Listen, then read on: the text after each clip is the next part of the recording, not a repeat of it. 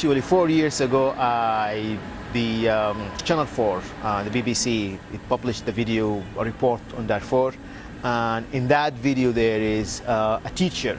Her name is Zahra Abdurrahman Nourain. I don't know her personally, but she spoke about what's happened to her. And as a result of that, I did this installation. So Zahra is a teacher from Darfur, and in that report, she had been seen as someone who returned back to her village. She spoke a little bit about what had happened to her village. She spoke a little bit about the reporter took her to her home, and then she showed some of her cooking tools and how the Sudanese government and soldiers and the Janjaweed have destroyed these tools. And what's so shocking about what she has said is she stood up and she said, well, look at me, I'm a teacher, and look at my clothes. And as we all know that people take a lot of pride, especially teachers, they take a lot of pride in how they look.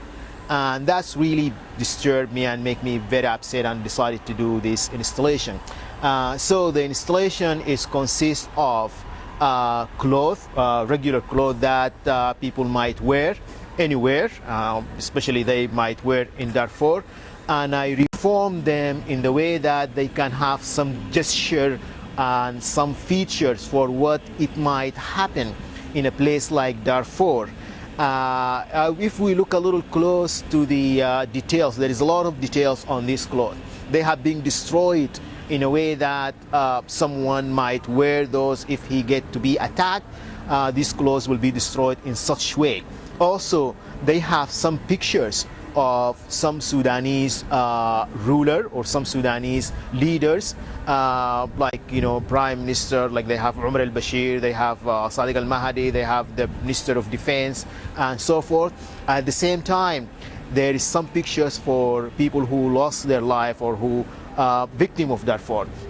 And also I did lots of reading for reports from Doctor Without Border, Médecins Français, and Human Rights Watch and Amnesty International.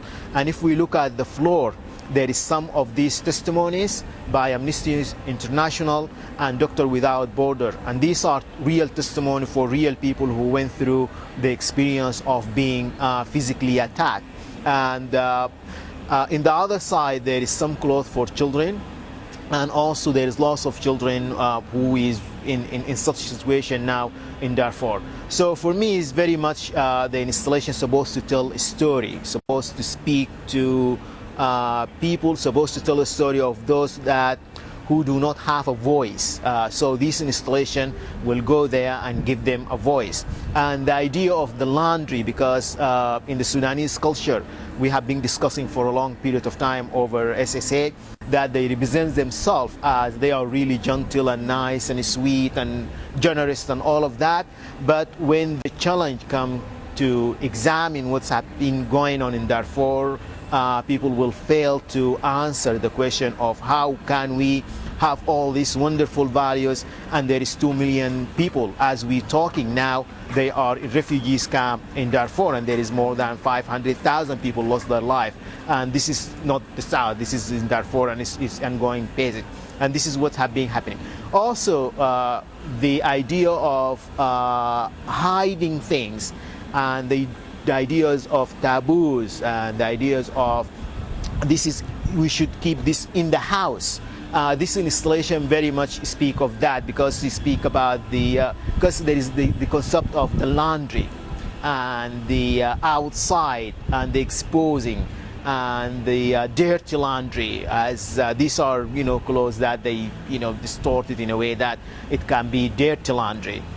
So it's out there, it's confrontational with denial and confronting, hiding things, and confronting not wanting to see this kind of atrocity. And once again, this is dedicated to the teacher from Darfur, and her name is Zahra Abdurrahman Nourain, and I dedicate it to her because she is a teacher.